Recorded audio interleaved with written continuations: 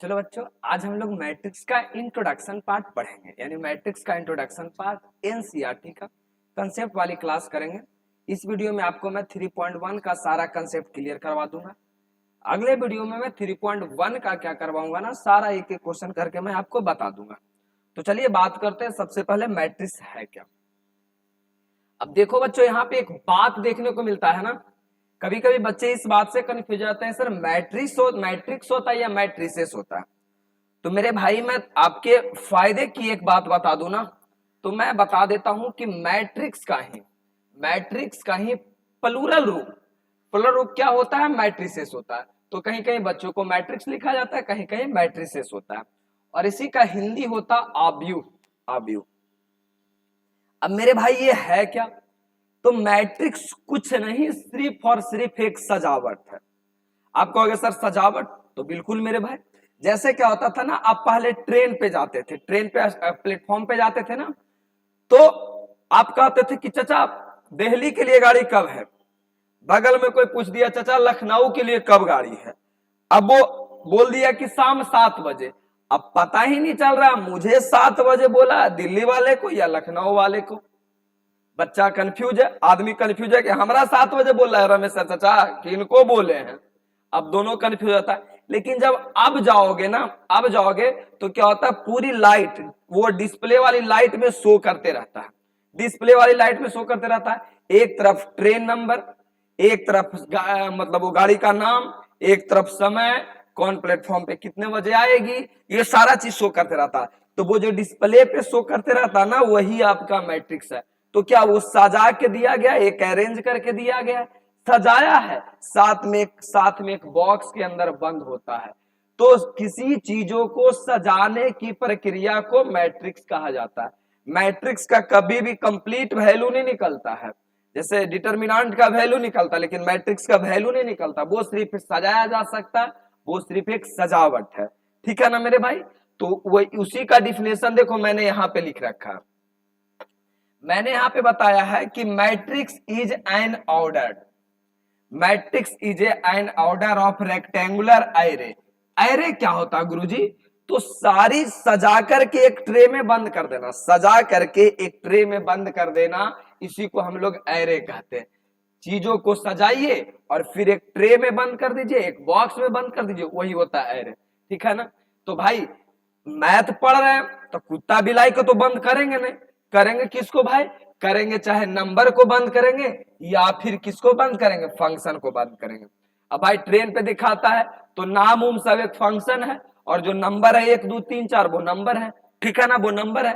तो किसी चीज के मतलब हम ऐसे कह सकते हैं, नंबर या संख्या को किसी बॉक्स के या किसी ट्रे के अंदर सजाने की प्रोसेस को हम लोग क्या कहते हैं, मैट्रिसेस कहते हैं। खैर कहीं डिफिनेशन पूछता नहीं है ना बुक में, लेकिन आपको होना चाहिए कि मैट्रिक्स क्या। तो गुरुजी मैट्रिक्स कुछ नहीं, वो नंबर और फंक्शन की सजावट है, उसी प्रोसेस को क्या कहते हैं, मैट्रिक्स कहते हैं। काम खत्म।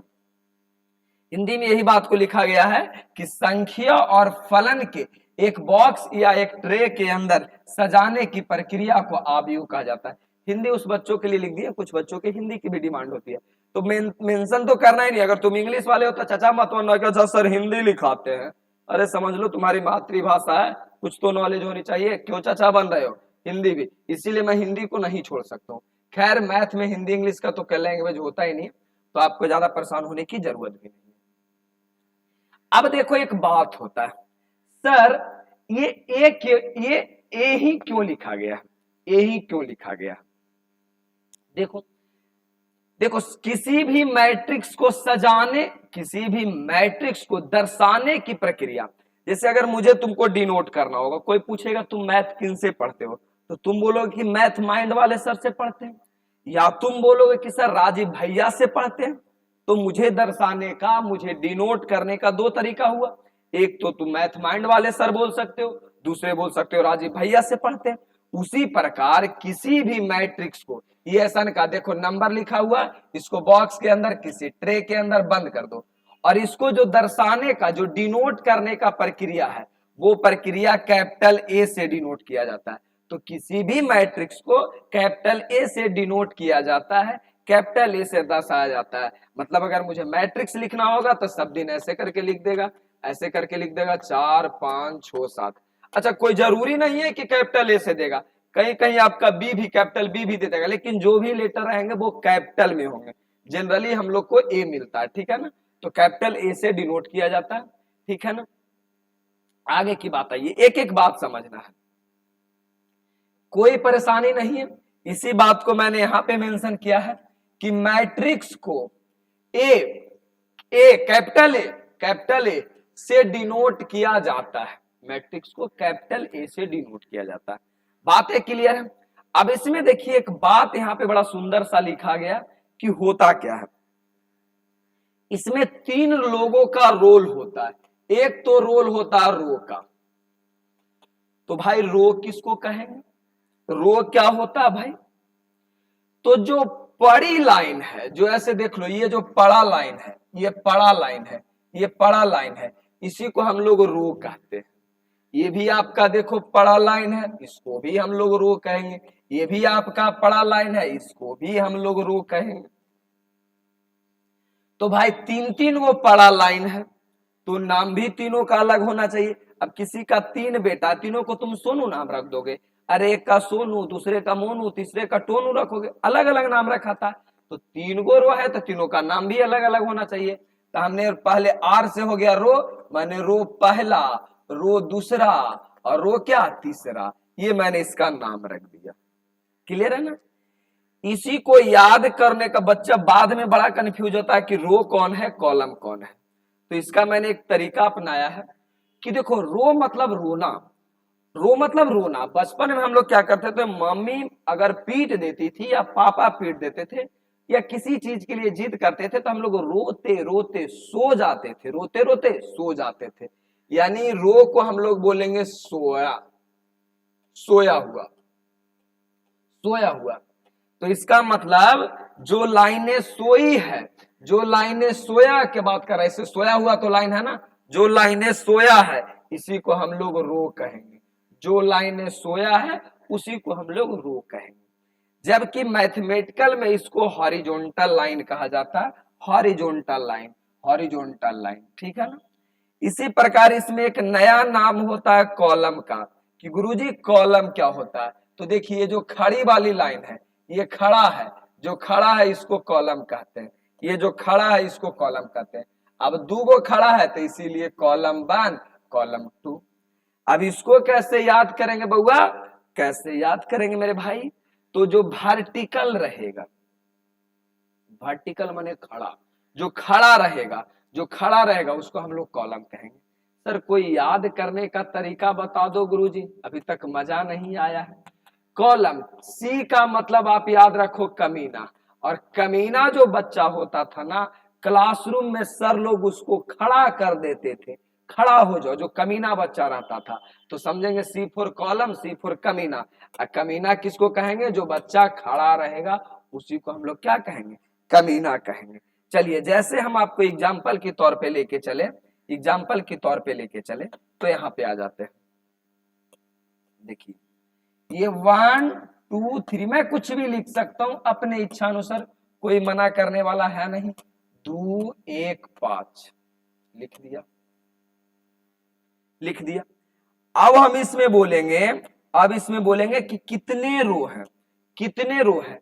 तो जो पड़ा वाला आपको लाइन दिख रहा है, ये जो लाइन दिख रहा है, ये जो लाइन दिख रहा है बउआ आपको, ये जो लाइन दिख रहा है, अच्छा ये वाला नहीं दिख रहा, ये जो आपको पड़ी पड़ी लाइन दिख रही है, ये यही रो होता है, ये आपका रो है। ये भी पड़ा वाला लाइन है, ये भी आपका रो है। ये भी पड़ा वाला लाइन है, ये भी आपका रो है। लेकिन समस्या क्या है, 3 गो रो है तो तीनों का नाम भी अलग अलग होगा। तो ये रो 1 हो गया, ये रो 2 हो गया, ये रो 3 हो गया। 3 गो पड़ा पड़ा लाइन था, रो हो गया। अब जो खड़ा लाइन होता है, जो इसकी बात कर ले, ये खड़ा, ये कॉलम होता है, ये खड़ा है, ये कॉलम होता है, ये खड़ा है, ये कॉलम होता है। अब भाई 3 गो कॉलम हो गया, नाम भी तो अलग अलग होना चाहिए ना। तो ये हो गया आपका C1 C2 C3, मतलब कॉलम 1 कॉलम 2 कॉलम 3, रो 1 रो 2 रो 3। और इसकी जानकारी आपको होना अति आवश्यक है, बिल्कुल अच्छे तरीके से। नीचे क्या लिखा है मेरे भाई, नीचे क्या लिखा है, पूरी बात को समझना, नीचे क्या लिखा है। अच्छा एक बात बता दूं, एक बात बता दूं तुमको चुपके से, किसी को तुम मत बताना, प्यार से सुन लो, प्यार से सुनो। जो कहोगे सर जो 1 5 3 2 6 7 इसको क्या बोलिएगा सर, इसको क्या बोलिएगा, जो इस घर के अंदर है इसको क्या बोलिएगा? तो देखिए इस घर के अंदर वाले को हम लोग सदस्य को बोलेंगे एलिमेंट, मतलब हम बोलेंगे कि 1 5 3 4 3 2 6 7 क्या है, तो ये एलिमेंट है। याद करने का तरीका बउआ, इस एलिमेंट इसे अंदर, इस एलिमेंट इसे अंदर, यानी जो अंदर रहेगा उसको हम लोग क्या कहेंगे, एलिमेंट। लेकिन इस बार एग्जाम वालों ने 2 साल पहले एक नया नाम इसको देखने को मिला था, इंट्रीज। इंट्रीज एग्जाम वालों ने एक नया नाम दिया था, इंट्रीज। तो एलिमेंट भी वही चीज होता है, इंट्रीज भी वही चीज होता है। क्लियर तौर पे समझ में आ गया? क्लियर तौर पे समझ गया कि अंदर वाला जो होता है वो क्या होता है, इंट्रीज होता है। तो इसमें हम एक बात बोले कि इन मैट्रिक्स, मैट्रिक्स में बी है हमारे पास, इस मैट्रिक्स में हमारे पास 3 रो है भाई, 1 रो 2 रो 3 रो, 3 रो है एंड 2 कॉलम्स है, 2 कॉलम है, कॉलम 1 कॉलम 2, यही बात हमने लिखा था। चलिए आगे आते हैं, प्यार से समझते चलिए, बड़ा आसान से क्लियर हो जाएगा। अब यहाँ पे एक बात समझाएंगे हम आपको, इसके बाद एक नया नाम आता है, नया नाम आता है ऑर्डर ऑफ मैट्रिक्सेस। मतलब सर ऑर्डर क्या होता है, मैट्रिक्स का ऑर्डर क्या होता है, आपको लिखने को आएगा कि सर ऑर्डर क्या होता है, तो कहोगे गुरुजी समझिए ऑर्डर क्या होता है। इसमें कितने रो है मेरे प्रिय लाल, तो रो 1 और ये क्या हो गया रो 2, कॉलम का है C1 C2 C3, 3 गो कॉलम है। तो हम लिखेंगे 2 गो रो था तो मैंने 2 लिखा, 3 गो कॉलम था तो मैंने क्या लिखा 3। बच्चों का सवाल होगा क्या सर कॉलम को हम आगे लिख सकते? नहीं मेरे भाई, ऑलवेज हमेशा रो को तुम आगे लिखोगे और कॉलम को तुम पीछे लिखोगे, हमेशा। चाचा बनने की कोई जरूरत नहीं है, हमेशा तुम रो को आगे लिखोगे, कॉलम को पीछे लिखोगे, यही होता है रो इनटू कॉलम। मतलब हम इससे पूछेंगे तुम भाई कितने ऑर्डर का हो, तो ये कहेगा 2 क्रॉस 3 ऑर्डर का है। 2 क्रॉस 3 बोलने का मतलब 2 गो रो है और 3 क्या है, कॉलम है, दैट्स कॉल्ड ऑर्डर। अच्छा, यही आपका ऑर्डर होता है, ठीक है ना। अब यहां पे लिखा गया नंबर ऑफ रो, मतलब रो की संख्या गुने नंबर ऑफ कॉलम, मल्टीपल गुने की संख्या को हम लोग क्या कहते हैं, कॉलम्स कहते हैं। यहां तक बातें क्लियर है। अब देखो भाई, जो चीजें की सपना तुम स्टेटस में लगा कर देखते हो ना, उसको तुम आंगन में लाने की क्षमता पालो, तभी तुम अपने आप को एक सफल इंसान बना पाओगे। कलेजे में दम होना चाहिए। जो चीज तुम स्टेटस में लगा सकते हो, विश्वास मानो, वो चीजें तुम घर में ला सकते हो। बात क्लियर है?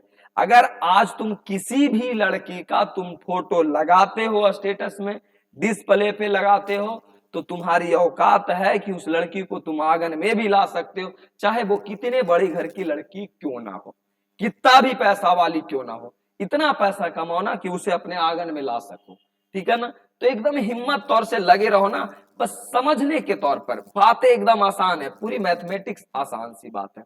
आइए जरा आगे बढ़ते हैं। अब एक बात होता है, कह रहे नंबर ऑफ फंक्शन में अच्छा, एलिमेंट जो पहले समझाए थे, एलिमेंट अभी हम आपको समझाएं कि एलिमेंट्स क्या होते हैं। एलिमेंट्स क्या होते हैं? एलिमेंट्स तो मैंने क्या बताया, ई माने अंदर, माने अंदर के लोगों को एलिमेंट्स कहते हैं।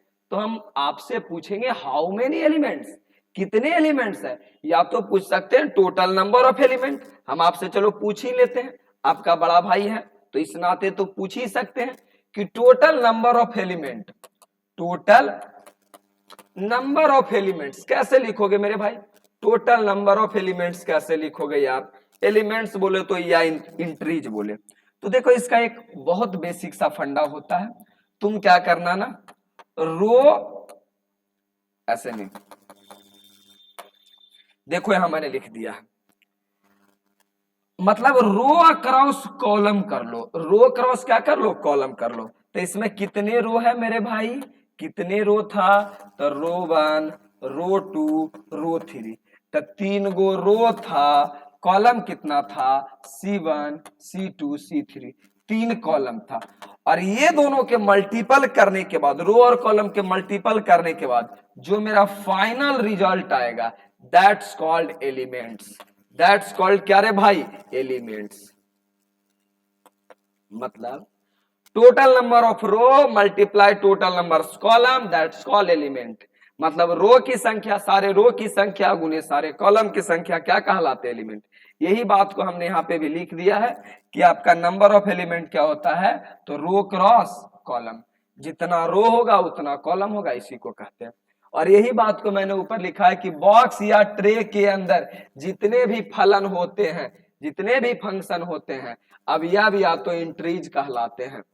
काम खत्म। यही छोटा सा बात था मेरे भाई, और कोई बात नहीं था। चलिए आगे आते हैं। बड़ा ही अच्छा सा बोर्ड द्वारा पोस्ट क्वेश्चन पूछा गया है, बड़ा ही सुंदर सा सवाल है, 2020 में पूछा है। अब यहां से क्वेश्चन पूछने लगे। अब अगर आपको पढ़ने की इच्छा कभी कभी नहीं होती है ना, किसी दूसरे चीज में मन लगती है, तो अगर आपको जवानी में कोई भी चीज बहुत ज्यादा सुख दे रही है ना, तो सबसे बड़ा दुश्मन आपका वही है। किसी से बातें करने में अगर सबसे ज्यादा सुकून मिल रहा है, वो चाहे दोस्त हो, गर्लफ्रेंड हो, आपकी बर्बादी का सबसे बड़ा कारण जिंदगी में वही रहेगा। तो जो चीजें आपको अभी सुकून देता है उससे हमेशा दूरी बनाए रखें। जो चीजें आपको तकलीफ देता वो चीजों को आप अभी अपने जवानी में पास रखो। पढ़ने में तकलीफ होता है, इसको अपने पास रखिए। किसी से बात करने में, किसी के साथ घूमने में अगर सुकून मिलता मत, सोने में सुकून मिलता मत सोइए। ये सब चीजों से दूर रहिए। अभी सबसे बड़ा कारण यही है आपका। अब समझिए, ये क्वेश्चन इतना सुंदर सा क्वेश्चन दिया है कि जिसकी आप कल्पना नहीं कर सकते हो, और आज तक कोई ऐसा बैच, कोई ऐसा बच्चा नहीं होगा जो हमसे ये क्वेश्चन नहीं पूछा होगा। कहना क्या चाहता है, 3x3 कोटि। अब इंग्लिश वाले बच्चे बोलेंगे गुरुजी हम तो इंग्लिश में लिखवे नहीं किए, मैं समझा देता हूं ना। हिंदी वाले, मेरे पास क्वेश्चन बैंक मिला, हिंदी में लिख दिया, मैं समझा देता हूं। 3x3 का मतलब हुआ कि कोटि का मतलब ऑर्डर, कि एक बक्सा ऐसा बनाना है जिसमें 3 गो रो रहे और 3 क्या रहे, कॉलम रहे। यही बोलना है इसका मतलब, ऑर्डर। कोटि का मतलब होता ऑर्डर, इसी को हमने कोटि लिखा। 3x3 का लिखना को ए से अवयवों की कुल कितनी संख्या होगी, मतलब हाउ मेनी एलिमेंट्स, कितने एलिमेंट्स होंगे। Which have each entry, which have each entry. Each entry का मतलब क्या हुआ, ये ईच एंट्री का क्या मतलब हुआ, अभी तो बताए। एंट्री का मतलब प्रत्येक एंट्री। 3x3 का क्या मतलब हुआ, 3 गो रो और 3 क्या रे भाई, कॉलम। 3 रो 3 कॉलम। चलिए, इसका सेंस हुआ कि हाउ मेनी एलिमेंट्स, कितने इसमें एलिमेंट्स होंगे या बनेंगे। भीच ईच एंट्री, जिसमें प्रत्येक एंट्री में, मतलब ये एंट्री कहलाता है, बॉक्स क्या है, एंट्री है। प्रत्येक एंट्री में चाहे 0 हो या तो 1 हो, कह रहा प्रत्येक एंट्री में वो रखना चाहता है। प्रत्येक एंट्री में वो चाहे 0 रखना चाहता है या 1 रखना चाहता है। 0 रखना चाहता है, या प्रत्येक एंट्री में 0 या तो 1 रखना चाहता है, 0 या तो 1 रखना चाहता है, 0 या तो 1 रखना चाहता है। कह रहा प्रत्येक एंट्री में 0 या 1 होगा, 0 या 1 होगा, 0 या 1 होगा। कह रहा प्रत्येक एंट्री में हम 0 या 1 रखेंगे, प्रत्येक एंट्री में 0 या 1 रखेंगे, तो ऐसे कितने एलिमेंट होंगे। अब आपको हम बता देते हैं कितने एलिमेंट होंगे। आपका भाई ना है, कभी आपको गलती बता ही नहीं सकते हैं। समझिए जरा क्या आपको हम बताते हैं। देखिए, भाई के नाते बड़ा सुंदर सा, बड़ा अच्छा सा शब्दों में बताएंगे, बड़ा प्यार से समझाएंगे मेरे भाई। 9 गो घर बनाना, 9 घर बनानी है ना। 1 2 3 4 5 6 7 8 9। प्रत्येक एंट्री में क्या हो रहा है प्रियलाल, प्रत्येक एंट्री में, सुनो ना प्राण प्रिय, प्रत्येक एंट्री में 2 लोग आ रहा है, या तो 0 या तो 1। तो कहेंगे अच्छा इसमें भी 2 लोग आ रहा है, इस एंट्री में भी 2 लोग आ रहा है, इस एंट्री में 2 लोग आ रहा है, और 2 लोग कौन कौन है, 0 है या तो 1 है, कुछ भी रख सकते हो। इस एंट्री में भी 2 आ रहा है, इस एंट्री में भी 2 आ रहा है, 2 आ रहा है, 2 आ रहा है, 2 आ रहा है, 2 आ रहा है, आ रहा है ना। तो सबकी पावर में 1 है, सबकी पावर में क्या है, 1 होता ही, 1 होता ही। अब जब भी आपको कुल निकालने की बात करें ना, तो ये सारे आपस में गुना होते हैं। कुल निकालने की बात करें तो आपस में सब क्या होते हैं, गुना होते हैं, आपस में सब गुना होते हैं। अब आपस में जब गुना करोगे तो ये आएगा 2 के पावर 9, 1 1 सबको जोड़ेगा तो 2 के पावर 9, और 2 के पावर 9 होता है 512। यही आपका आंसर हुआ 512। कोई बड़ा सा क्वेश्चन नहीं था, बड़ा आसान सा क्वेश्चन था। 1-2 बार हिंदी इंग्लिश में समझ के देखोगे, समझ में आ जाएगा। बस क्वेश्चन कहने का साफ तौर पे इसका मतलब था कि सुनो ना, मैं जानना चाहता हूं इसमें कितने एलिमेंट बनेंगे, जबकि मैं प्रत्येक घर में 0 या 1 रखना चाहता हूं, 0 या तो 1 रखना चाहता हूं। अब मेरे जैसा कोई बच्चा होगा, वो कहेगा चाहे 0 चाहे 1 चाहे 2 रखना चाहेंगे, वो 3 लोगों को रखना चाहेगा। तो 3 क्रॉस 3 क्रॉस 3 क्रॉस 3 यानी 3 के पावर 9 और 3 के पावर 9 जितना आएगा वो आंसर होगा। कोई कहेगा नहीं हम 4 लोगों को रखना चाहते हैं, 0 1 2 3 4 लोगों को रखना चाहते हैं, तो 4 इंटू 4 इंटू 4 इंटू क्या हो जाएगा, 4 के पावर 9, ऐसा कुछ होगा। उम्मीद करते हैं यहां तक तो बिल्कुल पूरी कहानी समझ में आई होगी। बहुत अच्छा है मेरे भाई, प्यार से जो भी कुछ बातें आपको अच्छी लगती है वो बात को आप कमेंट बॉक्स में बयां कर दीजिए, प्रस्तुत कर दीजिए, बता दीजिए। जो बातें आपको अच्छी लगती है, कमी या बुराई या अच्छाई, जो अच्छा लगता है लिख दीजिए। इससे होता कुछ नहीं है, बस एक मोटिवेशन मिलता है कि अच्छा मैंने पढ़ाया तो लोगों को पसंद आया, या क्या कमी रह गई है। अच्छा यहां देखते हैं, यहां देखते हैं प्यार से, address, address of elements.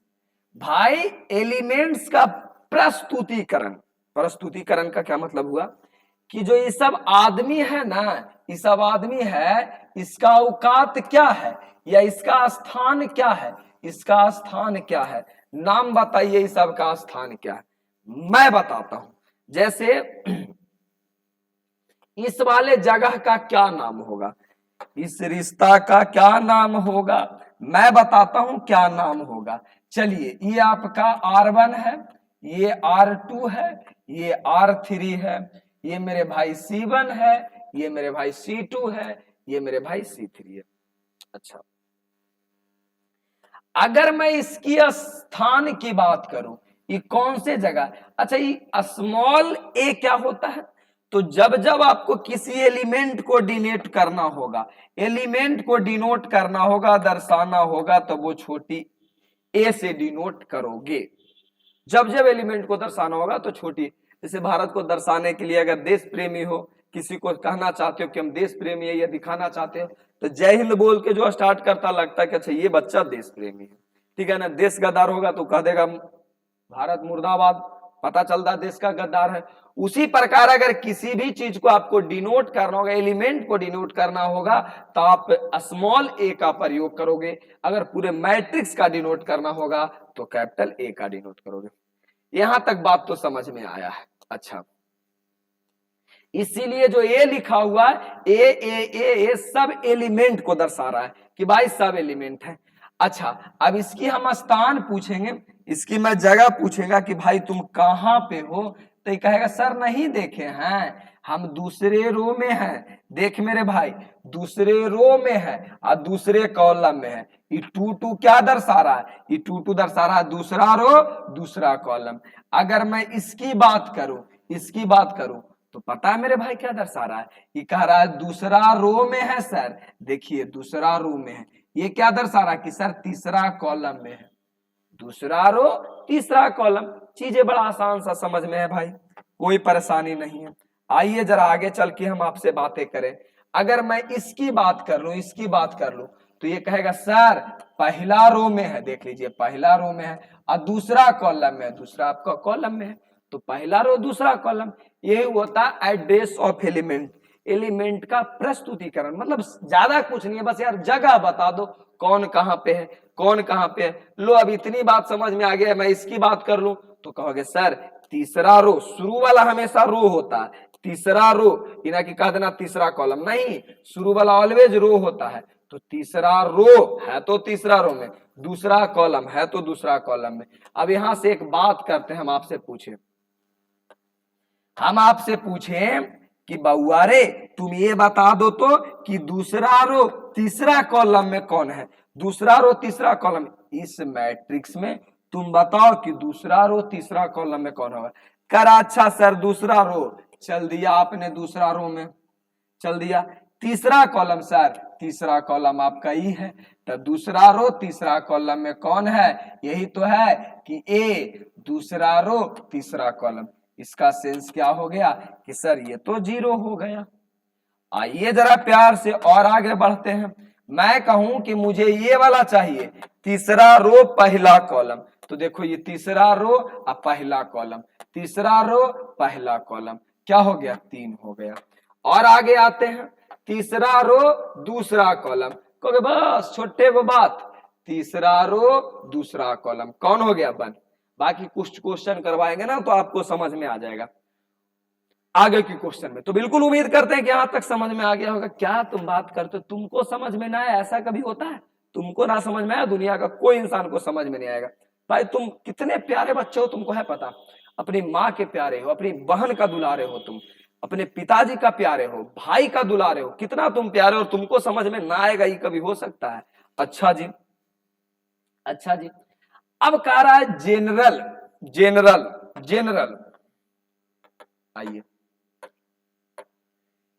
General representation of matrix, मतलब जेनरल रूप से तुम किसी को क्या प्रेजेंट कर सकते हो। अब मेरे लिए कोई बोले, वो कोई आके आपसे बोलो कि राजीव सर के बारे में एक जनरल बात बोलो जो सब बोलता है, कोई आके आपसे पूछे कि राजीव सर के बारे में बोलो जो सारे लोग बोलता है, तो हो सकता है तुम कहोगे कि सर बहुत अच्छे पढ़ाते हैं। इसका मतलब सारे लोग कहता है मुझे बहुत अच्छे पढ़ाते हैं तो मैं अच्छा पढ़ाता हूं, ये मेरी जनरल भाषा हुई। या फिर ऐसे कह सकते हो कि सर अच्छे नहीं पढ़ाते हैं, अगर काफी लोग नहीं कहते हैं तो आप कहोगे कि सर अच्छे नहीं पढ़ाते हैं। तो जो जनरल लैंग्वेज होता है, जो सब बोलता है, वो भाषा बोलिए तो कहोगे सर बहुत अच्छा पढ़ाते हैं, ये मेरे लिए जनरल भाषा हो गया, ठीक है ना, जनरल। तो उसी प्रकार मैट्रिक्स को तुम जनरल वे में क्या बोलोगे, तो देखो मैं बताता हूं जनरल वे में। ए क्या हो गया, ए तो हो गया भाई डिनोट, दर्शाने का तरीका हो गया कि कैपिटल ए है, इसका मतलब हो गया मैट्रिक्स, बात तय है। देखिए ये यहां 1 1 1 1, इसका क्या सेंस हुआ कि भाई ये चल रहा है पहला रो में, चल किस में रहा है, पहला रो में, तो जाहिर सी बात है सब में पहले रो में चलेगा। अरे चलेगा क्या पहला रो में, जबकि कॉलम बदलेगा, ये कॉलम 1 हो गया, ये कॉलम 2 हो गया, ये कॉलम 3 हो गया, कॉलम 4 हो गया, अप टू ऐसे बढ़ते बढ़ते बढ़ते बढ़ते जाएगा। लेकिन हमारा पता नहीं है कहां तक बढ़ेगा, तो हम कह देते हैं कि एन तक बढ़ेगा। कुछ भी बोल सकते हो, आर पी क्यू कुछ बोल सकते हो, तो हम बोलेंगे एन तक बढ़ेगा। तो इसको लास्ट वाले को लिखेंगे कैसे, कहेंगे एक बात तो तय है सर कि पहले रो में होगा, काहे कि पहले रो में चल ही रहा है, पहले रो में होगा। सर कॉलम क्या होगा, तो मैंने लिख दिया कॉलम क्या होगा, एन होगा। हालांकि इसकी किताब में कहीं जरूरत नहीं है, ना कभी बनाने में जरूरत पड़ेगा, लेकिन बच्चों मैं तुमको समझा देता हूं। इसी प्रकार अगर हम दूसरा रो की बात करें तो ये दू सब में दूसरा रो दूसरा रो दूसरा रो दूसरा रो, सबसे लास्ट में लिखने की बात आएगी तो कहेंगे सर दूसरा रो तो फिक्स है कि दूसरा रो में होगा, और कॉलम भी फिक्स है आपका क्या, एन वाला कॉलम होगा। इसी प्रकार रो को भी हम पढ़ाते चलेंगे, रो 1 रो 2 रो 3 रो 4 रो 5। अब लास्ट में हमको पता नहीं है तो हम कहेंगे मेरे भाई मान लिया जाए कि लास्ट वाला एम रो होगा, एम रो होगा, इसका मतलब रो तो एम होगा, row M M M M M M M.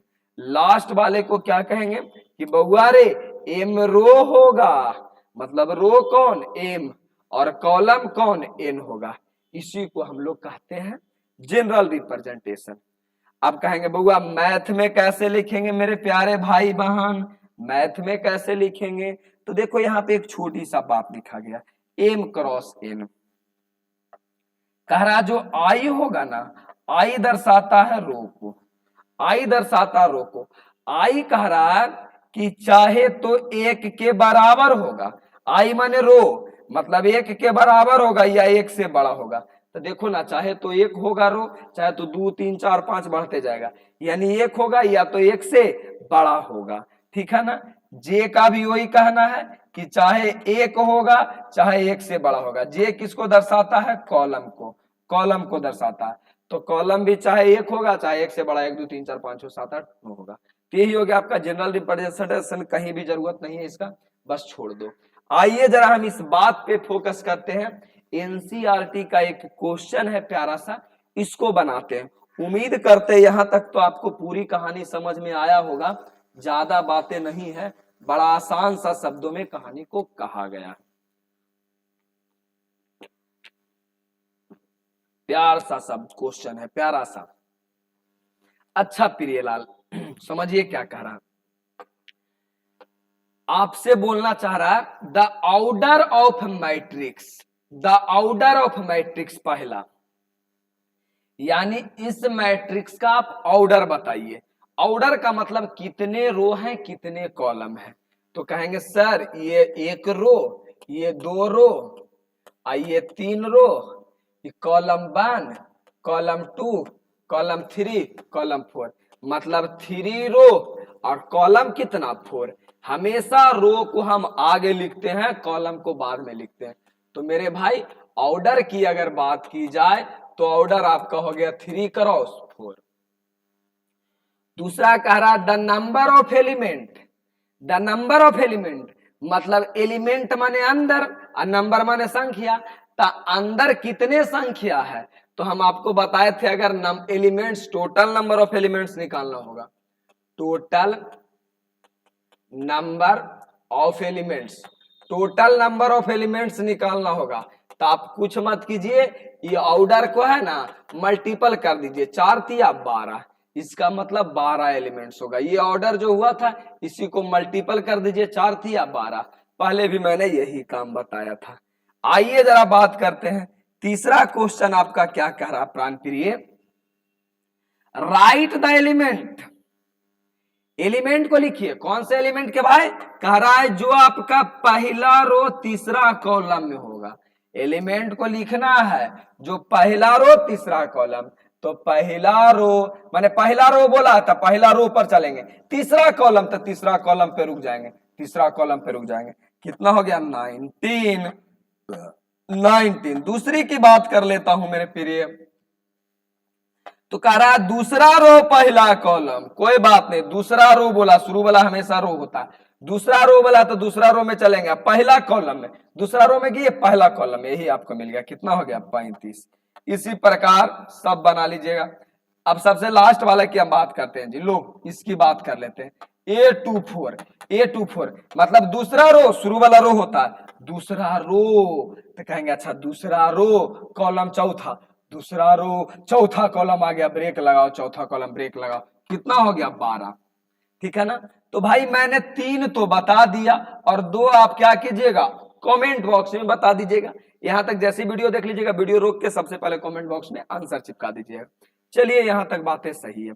अब यहां देखिए बड़ा सुंदर सा शब्द है, बड़ा सुंदर सा प्रश्न है, बहुत अच्छे से बन जाएगा, बहुत अच्छे समझ में आ जाएगा। आइए जरा बात करते हैं, आइए जरा बात करते हैं। What are the possible order? पहले ऑर्डर बनता कैसे है मेरे भाई, ऑर्डर बनता कैसे है? तो अभी तो बताए ऑर्डर कैसे बनता है। ऑर्डर बनता है रो अक्रॉस कॉलम, यही तो बनता है ऑर्डर, रो क्रॉस कॉलम से बनता है मेरा ऑर्डर। ठीक है sir. In A matrix can have, अच्छा करा एक मैट्रिक्स के पास अगर पहला क्वेश्चन कह रहा है 5 एलिमेंट होगा, 5 एलिमेंट होगा, तो आप कितने ऑर्डर बनाइएगा? कहोगे बस ऑर्डर बनाने के लिए मुझे जरूरत होता है, तो कहेंगे सर चाहे 5 गो रो लेंगे 1 गो कॉलम लेंगे, चाहे 1 गो रो लेंगे 5 गो कॉलम लेंगे, बस। ऑर्डर कैसे निकलता है? रो क्रॉस कॉलम करते हैं बस। अब ऑर्डर निकालने के लिए क्या करते हैं, रो या कॉलम को गुना करेंगे ना, तो जितना एलिमेंट रहेगा उतना आना चाहिए। तो एलिमेंट है मेरा 5 और ऑर्डर लिखना, तो 5 गुने 1, चाहे तो 1 गुना 5, मतलब एलिमेंट को ऐसे दो भागों में तोड़िए जिसको गुना करने के बाद ये चीज आ जाए।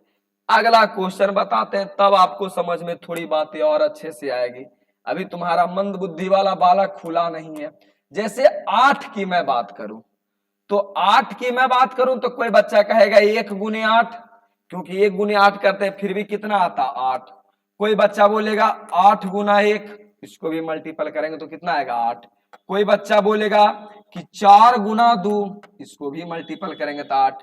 कोई बच्चा बोलेगा 2 गुना 4, इसको भी मल्टीपल करेंगे 8। ठीक है ना। तो 8 एलिमेंट को, मतलब 8 एलिमेंट को कितने ऑर्डर बनाया जा सकते हैं, तो 4 गो ऑर्डर बनाया जा सकता है, 1 2 3 4। लेकिन यही बात अगर 5 रहेगा तो उसको कितने एलिमेंट बनाया जा सकता, 2।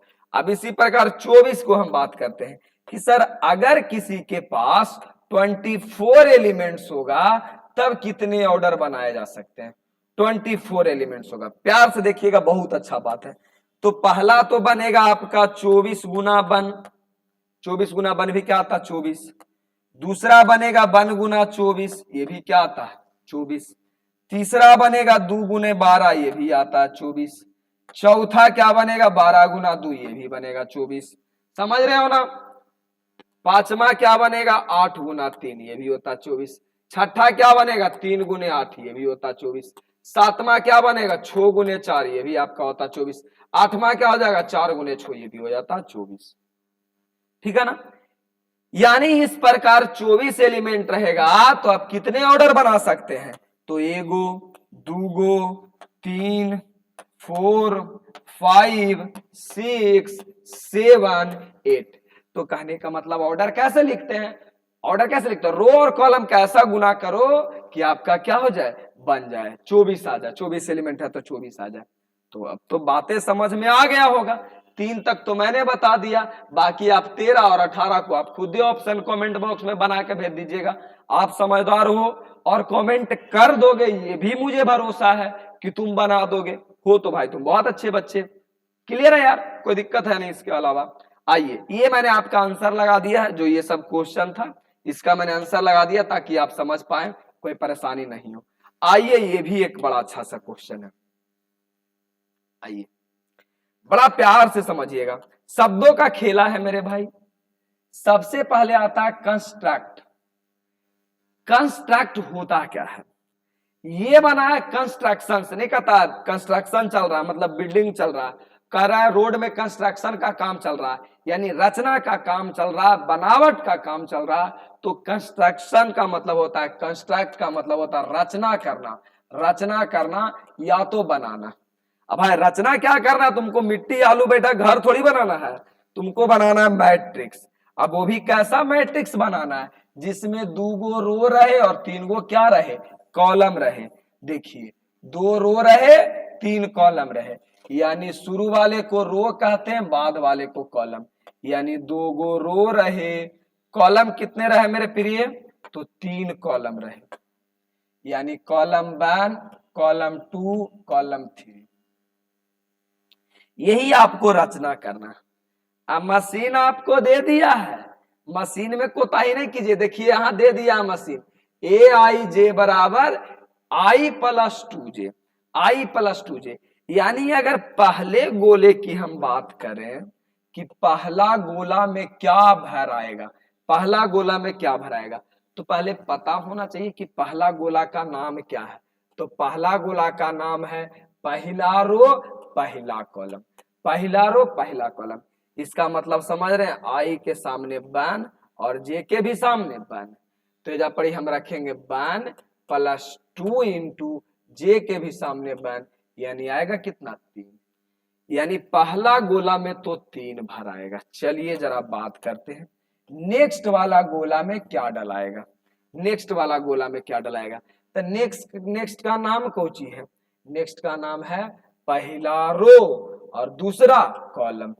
यानी ये शुरू वाला आई के जगह रखाएगा और ये वाला किसके रखाएगा, जे। शुरू में आई मतलब रो, आई का मतलब रो। आपको समझा दे कि अगर बातें कुछ तकलीफ दे रही है तो आपको ये समझना होगा कि आई का मतलब रो और जे का मतलब कॉलम, जे का मतलब आई रो, आई रो, आई रो, आई रो, आई रो, जे कौची कॉलम। तो यही बात यहां समझा रहे हैं कि अगर आई के जगह 1 रखोगे और जे के जगह तुम रखोगे 2, तो 2 दूना 4 है, 1 5 आएगा, यहां पे 5 आएगा।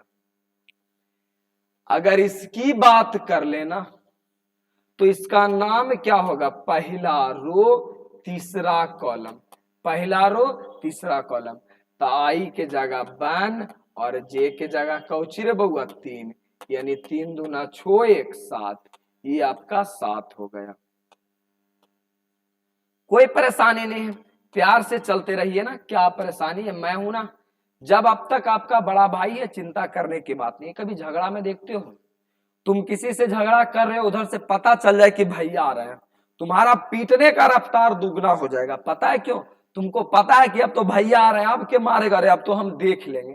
तो उसी प्रकार मैथ में भी मुझे अपना बड़ा भाई समझो और दुगना स्पीड से मार करो। तुमको पता होना चाहिए कि पीछे से राजीव भैया हैं, तब तुमको कोई तकलीफ नहीं होगा। जब तक राजीव भैया हैं तब तक भरोसा है। चलिए आगे बात कर लेते हैं। सर यहाँ पे क्या रखाएगा, यहाँ पे क्या रखाएगा, तो इसका नाम पहले बताइए। तो कहिएगा सर ये तो दूसरा रो पहला कॉलम, इसका मतलब आई के जगह पे 2 होगा, जे के जगह पे क्या होगा 1 होगा। तो ये आपका कितना हो जाएगा 4 हो जाएगा। इसी प्रकार इस जगह की मैं बात करूं तो इस जगह का नाम कुछ होगा दूसरा रो दूसरा कॉलम, यानी आई के जगह भी 2 और जे के जगह भी कितना 2, तो 2 दूना 4 2 6। इसी प्रकार अगर इस घर की बात करें तो ये घर दूसरा रो, तो आई के जगह 2, तीसरा कॉलम मतलब जे के जगह 3, तो 3 दूना 6 2 8। बस कंस्ट्रक्ट हो गया, लिखा गया, काम खत्म है। ऐसे ही आपको बनाना था, विशेष आपको चिंता करने की बात नहीं है। अब हम उम्मीद कर सकते तुम कंस्ट्रक्ट कर लोगे, इसमें कोई परेशानी नहीं था, कोई दिक्कत नहीं था। ये मैंने आंसर लगा रखा है। इसी प्रकार हमने यहां पे आपके लिए 4 क्वेश्चन दे दिया, 4 क्वेश्चन। कंस्ट्रक्ट कैसा मैट्रिक्स करना है मेरे भाई, आपको 3 क्रॉस 3 के मैट्रिक्स का कंस्ट्रक्ट करना है। सबको 3 क्रॉस 3 का बनाना है, मतलब 3 गो जिसमें रो रहे 3 गो कॉलम रहे। ये आपका रो 1 रो 2 रो 3, C1 C2 C3। मतलब कहानी का कुछ एंडिंग ऐसा होने वाला है कि 3 गो रो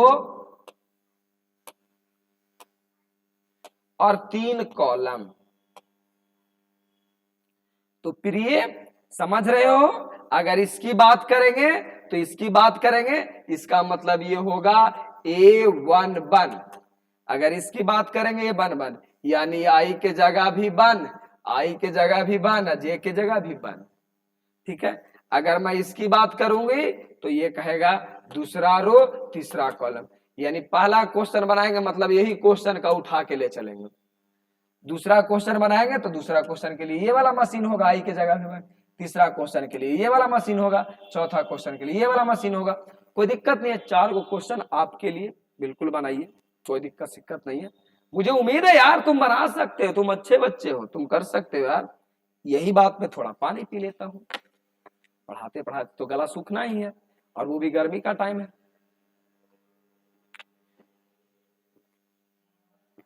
आप चिंता ना करो, आइए जरा आगे देखते हैं। ये उसका मैंने आंसर लगा दिया ताकि आप बना करके आप आंसर मिला लो। आइए जरा, types of matrix. Types of matrix मतलब मैट्रिक्स का प्रकार, कितने टाइप्स के होते हैं। अब भाई हर लोगों की टाइप्स होती है। आप एसी लेने जाइए, 4 गो एसी दिखा देगा, सर राम 1 टन के है, 1.5 टन के है, 4 टन के है। आप एक कंघी लेने जाइए ना बाल झाड़ने वाला, उसमें भी दिखा देगा, देखिए इटालियन है ब्राजीलियन है, अलग अलग है। लिपस्टिक लेने जाओ यार, एक बार हम गलती से चले गए थे लाने के लिए, कोई बोले थे कि अच्छा भाभी लगते कि देवर जी लेके चल आइएगा। मैं भी बड़ा ताव से लाने गया कि हम भी कोई काम थोड़ी है, गए लिपस्टिक लाने के लिए। अब हमको ऐसा ऐसा नामे बताए कि समझे में नहीं आया कि लेना कौन है। उसने बोल दिए थे वो स्काई तस्काई में भी 2-3 कलर मिला देते हैं। अब वैसा का हमारा समझ ही में नहीं आ गया, जैने समझ में आ गया भाई लेवल में रहा करो। तो हर चीज का टाइप होता है, तो मैट्रिक्स का भी टाइप क्यों नहीं होगा, मैट्रिक्स का भी टाइप होता है। तो ये टाइप ऑफ मैट्रिक्स पढ़ेंगे। सबसे पहला टाइप पढ़ेंगे row matrix. Row matrix, sir row matrix क्या होता है? रो नामे से पता चल रहा है, रो रो का मतलब होता है ओनली वन रो, केवल और केवल एक रो। जैसे नाम, नाम देखते हैं अभी, नाम राम नगरी, मतलब वहां राम का लोग रहते थे इसीलिए राम नगरी।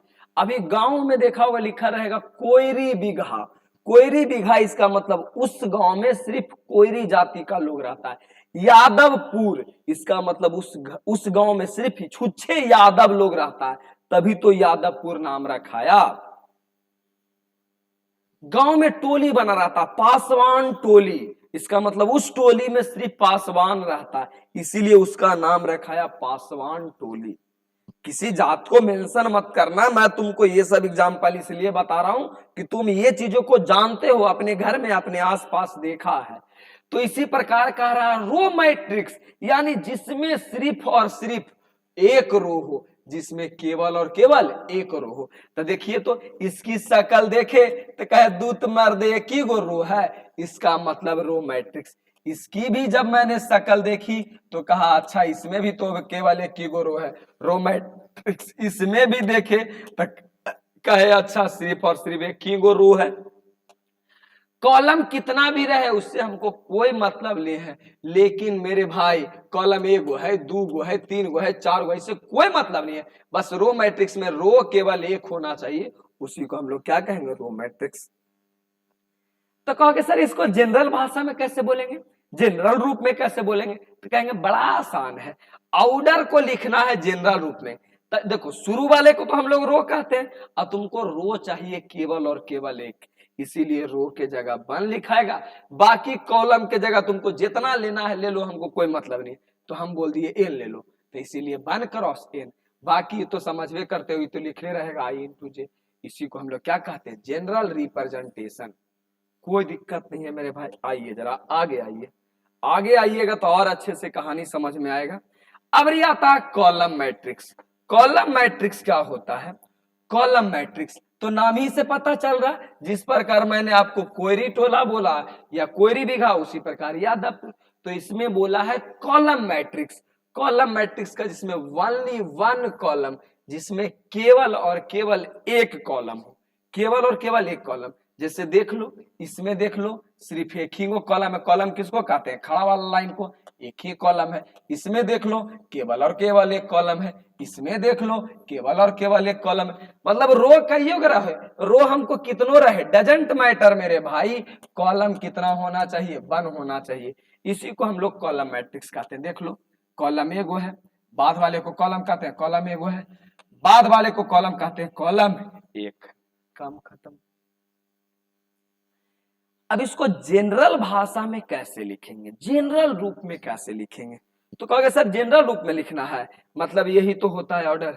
आपको कॉलम एक होना चाहिए सर, बस इसको हम लोग रो कहते हैं, इसे मैं क्या कहता हूं, रो कहता हूं, और इसे हम लोग क्या कहते हैं, कॉलम कहते हैं। अब देख लो कॉलम एगो है, इसी को क्या हो गया, जनरल हो गया। अब से क्वेश्चन पूछने लगा, जनरल प्रेजेंटेशन पूछने लगा, क्या होगा जो कि आगे हम तुमको बताएंगे, ये काम हो गया। तीसरा बात आते हैं रेक्टेंगुलर मैट्रिक्स। रेक्टेंगुलर मैट्रिक्स क्या होता है? नाम से ही पता चल रहा है रेक्टेंगुलर, रेक्टेंगुलर मैट्रिक्स क्या होता है, नेमिंग में ही देख लो रेक्टेंगुलर मैट्रिक्स। रेक्टेंगुलर जो बचपन से हमने पढ़े था, बचपन से हम लोग पढ़े थे आयत, इसी को हम लोग रेक्टेंगुलर कहते हैं। लो आयत, इसमें क्या होता ना, इसमें क्या होता कि आमने ये दोनों भुजा बराबर नहीं होता था, दोनों बराबर नहीं होता था, ठीक है ना। और इसमें अभी तो हम बता दिए कि इसको हम लोग रो कहते हैं, और ऐसे जो खड़ा रहता है इसको हम लोग क्या कहते हैं, कॉलम कहते हैं। तो यहाँ साफ शब्दों में हो गया कि रो अगर नहीं बराबर होगा कॉलम के, रो बराबर कॉलम अगर नहीं होगा, इसी को हम लोग क्या कहेंगे, रेक्टेंगुलर मैट्रिक्स। तो देख लो ना, इसमें दो गो रो है और कॉलम तीन गो है, तो दोनों नहीं ना बराबर है, इसका मतलब ये रेक्टेंगुलर मैट्रिक्स है। इसमें देख लो रो एक गो है, कॉलम दो गो है, दोनों बराबर नहीं ना है, यही आपका क्या हो गया, रेक्टेंगुलर मैट्रिक्स।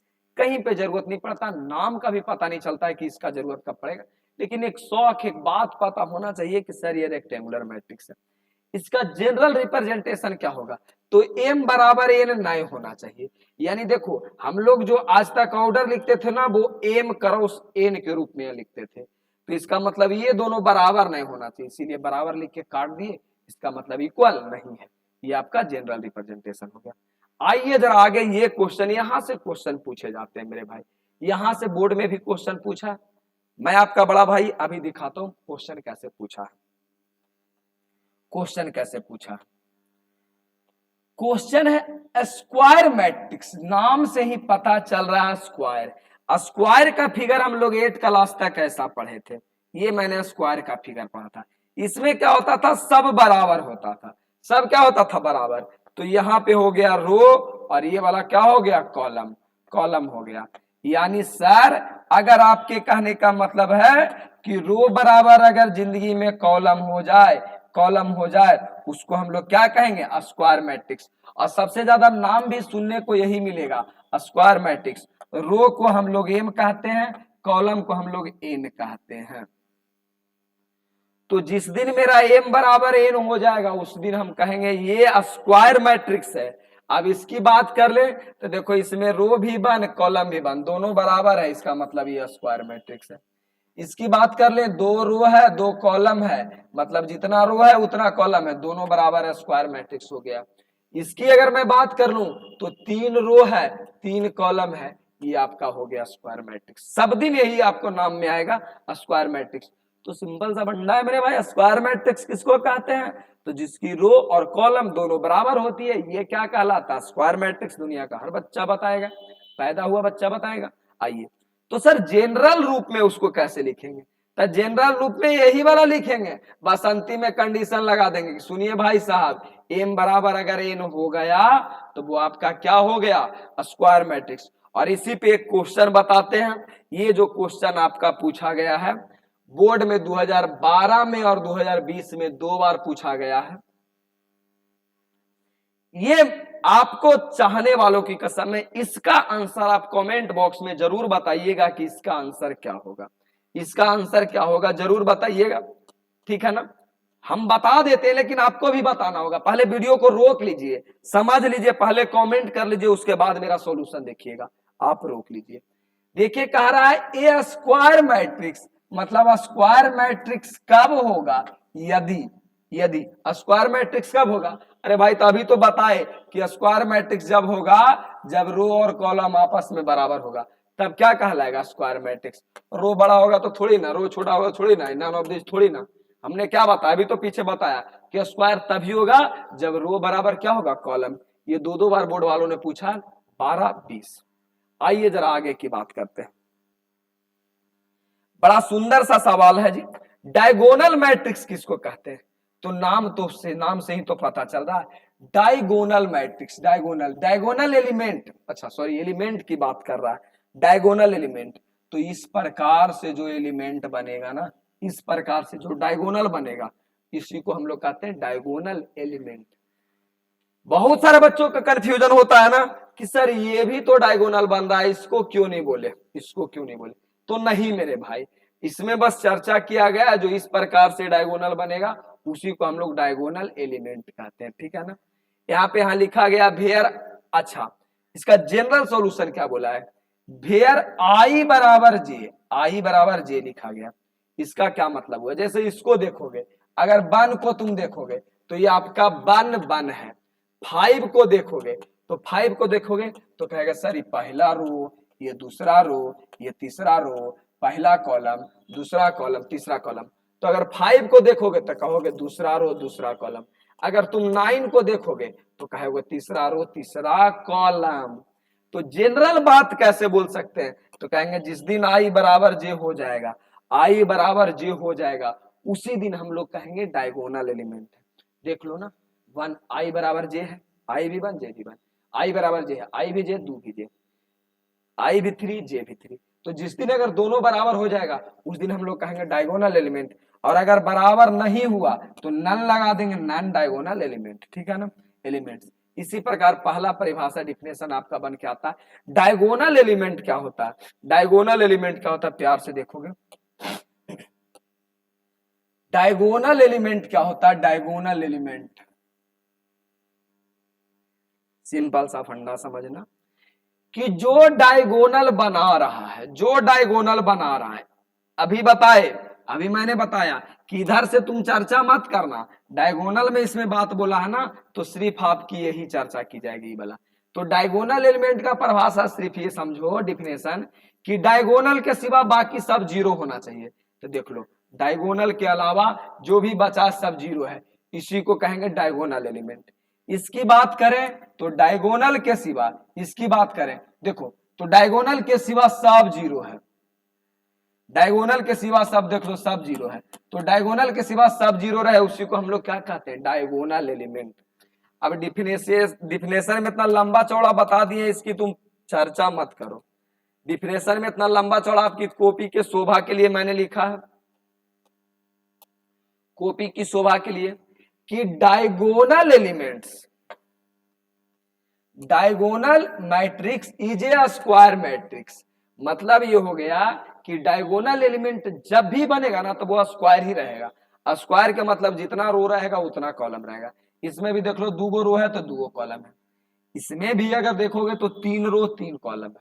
तो डायगोनल का सेंस यही हुआ कि जितना रो रहेगा उतना कॉलम रहेगा, स्क्वायर मैट्रिक्स रहेगा।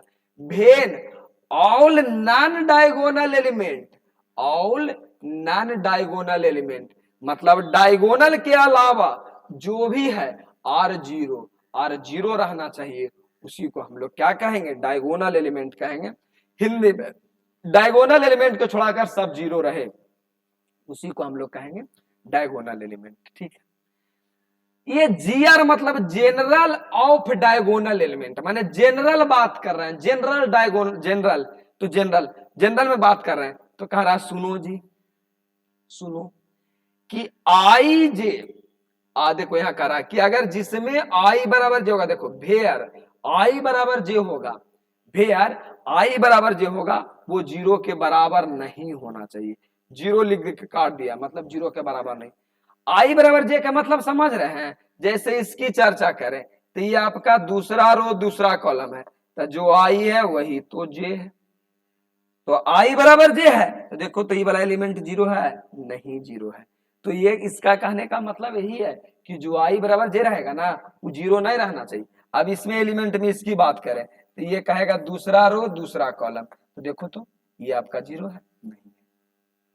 इसकी बात करेंगे तो कह रहा है देखो तीसरा रो तीसरा कॉलम, तो तीसरा रो तीसरा कॉलम जीरो नहीं ना है। तो ये कहानी कहने का सेंस है कि सुनो आई बराबर जे अगर रह गया वो वाला जीरो नहीं रहना चाहिए। देखो जीरो नहीं है, इसमें भी देखो दोनों बराबर है, जीरो नहीं है, इसमें भी जीरो है बराबर नहीं, इसकी भी अलावा बात करें तो ये 1 है, ये भी दोनों बराबर है, जीरो नहीं है। लेकिन फिर ये क्या बोला है? ये वाला बोला है कि जे बराबर नहीं रहेगा वो जीरो रहना चाहिए। तो देख लो इसकी बात करें तो ये आपका तीसरा रो पहला कॉलम, देखो रो और कॉलम बराबर नहीं है लेकिन जीरो है ना, तो यही बात बोला, जनरल बात ही जनरल बात हो गया कि आई बराबर जे अगर नहीं रहेगा तो वो क्या हो जाएगा? जीरो हो जाएगा। कहीं पे जरूरत फिलहाल नहीं है, लेकिन हो सके आप उच्च शिक्षा प्राप्त करो तो उसमें आपको कुछ लिखने समझने की बात आए तो वो आप कर सकते हो। आइए जरा आगे बात करते हैं। पहले एक छोटा सा आपको हम एक बात बता दें,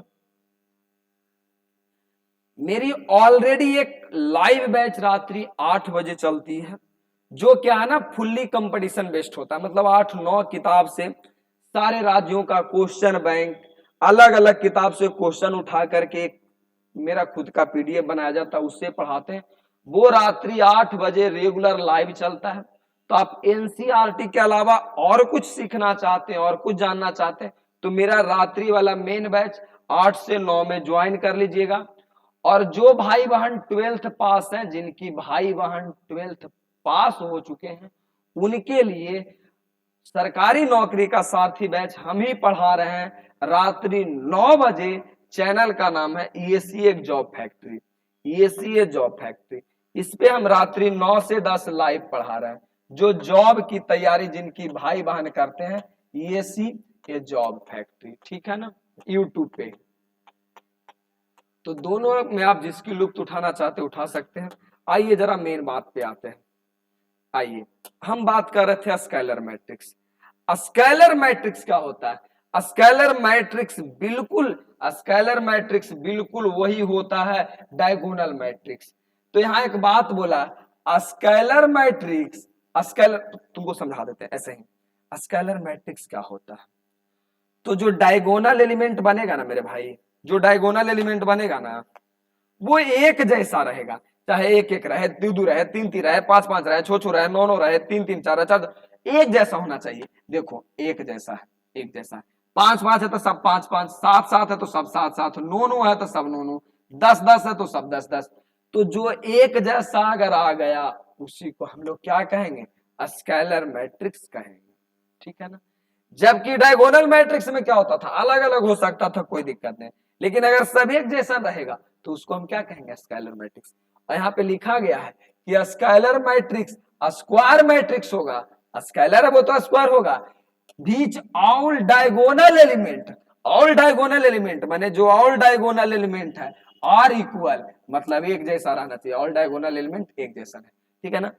अगर जनरल की बात करें, जनरल में कैसे लिखेगा, तो सिंपल बात है कि जो आई बराबर जे रहेगा वो क्या होना चाहिए, के होना चाहिए, के मतलब कोई संख्या होना चाहिए, संख्या तो है पांच पांच तीन तीन हो गया। और जो अगर बराबर नहीं रहेगा वो सब क्या होना चाहिए, zero. Same to same diagonal वाला ही परिभाषा, लेकिन डायगोनल वाला में यहाँ पे कोई संख्या रहता था, जीरो के अलावा कोई रहता था, लेकिन इसमें एक जैसा। इसी प्रकार एक अगला बात आता है,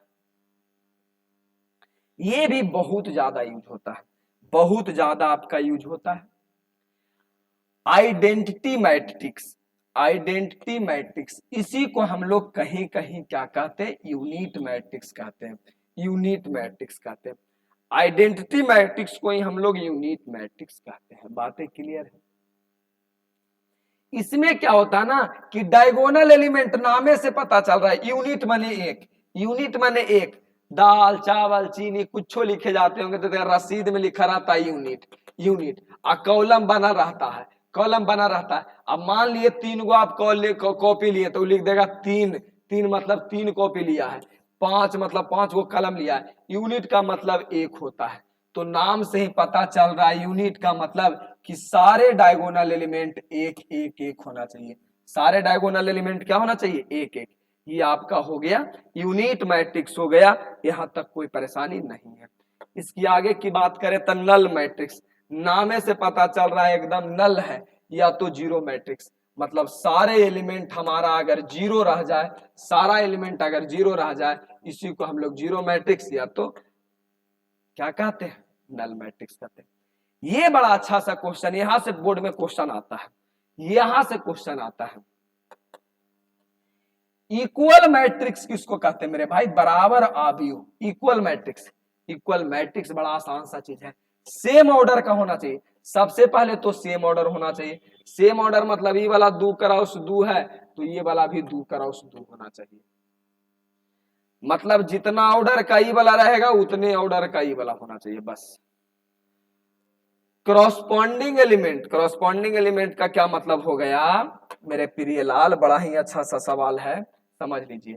ये वाला शुरू वाला, शुरू वाला के बराबर, बाद वाला, बाद वाला के बराबर, मतलब जो शुरू में आ रहा है इस घर में भी शुरू वाला के बराबर होगा, जो बाद में आ रहा है बाद वाला के बराबर होगा, इसका बराबर आपका ये होगा, इसका बराबर आपका ये होगा, काम खत्म। तो आपसे हर क्वेश्चन में ही पूछेगा, कभी एबीसीडी का वैल्यू पूछ देगा, कभी एक्स वाई जेड का वैल्यू पूछ देगा, जो कि इसके सॉल्यूशन वाला में हम बताएंगे। तो चलिए पी का वैल्यू क्या हो गया, तीन, पी का वैल्यू तीन, अरे पहला वाला पहला के बराबर तो पी बराबर तीन, क्यू का वैल्यू क्या हो गया, तो दूसरा वाला दूसरा के बराबर, क्यू के वैल्यू चार, तीसरा वाला तीसरा के बराबर, आर के वैल्यू पांच, चौथा वाला चौथा के बराबर, इसका वैल्यू क्या, छह। बस यही तो आपका इक्वल मैट्रिक्स था, इक्वल मैट्रिक्स था, अब इसके अलावा कुछ है नहीं, और यही आपका बनाना है। एक क्वेश्चन आपको समझा देते हैं, आपको यहां पे क्या बोला ना, find the X Y Z, X Y Z का वैल्यू पूछा, एक्स वाई जेड का पूछा। चलिए मैं पहला क्वेश्चन बना देता हूं, पहला क्वेश्चन बना देता हूं, पहला क्वेश्चन। तो आपका क्या कहोगे, सर दूसरा तीसरा बनाइए, अरे भाई वो सॉल्यूशन में बता देंगे ना, अभी तो मैं सिर्फ और सिर्फ आपको समझाने का कोशिश कर रहा हूं, सिर्फ और सिर्फ। Y Z 1 5 X Y Z का वैल्यू, तो अगर हम एक्स बराबर बात करें तो तीसरा वाला तीसरा के बराबर होगा, x बराबर 1, काम खत्म। y बराबर बात करें तो देखो y वाला y के बराबर होगा, मतलब शुरू वाला शुरू के बराबर होगा, y बराबर 4। अगर इसका z बराबर बात करें तो z बराबर क्या हो जाएगा 3, z बराबर 3, लास्ट वाला लास्ट के बराबर। बस बाकी सब आप गुना भागा करके इसको निपटाइएगा, कोई बड़ा बात नहीं, आप निपटा सकते हैं, कोई दिक्कत नहीं, नहीं तो हम बताएंगे। बस आज की क्लासेस आपको यहीं तक खत्म हुआ मेरे भाई। अब हम लोग अगले हर शाम संध्या 4 बजे एनसीईआरटी का एक लेक्चर आ जाता है, कभी इंट्रोडक्शन आएगा कभी उसका सॉल्यूशन आएगा, एक दिन इंट्रोडक्शन आएगा उसी का सॉल्यूशन आएगा। तो हर रोज आप लोग शाम 4 बजे का वेट कीजिए, हर रोज आपको एनसीईआरटी का एक एक क्वेश्चन का मिल जाएगा। यहां तक इसी तरह आज की क्लास खत्म हुई। लव यू मेरे भाई एंड बहन, जो भी अच्छा बुरा लगे कमेंट बॉक्स में जरूर बोल दीजिएगा। भिखारी की तरह नहीं कर रहा हूं, आपकी बातें बताने के लिए, आपसे जानने की कोशिश कर रहा हूं। बाकी तो हम लोग बात करेंगे किसी अगले दिन।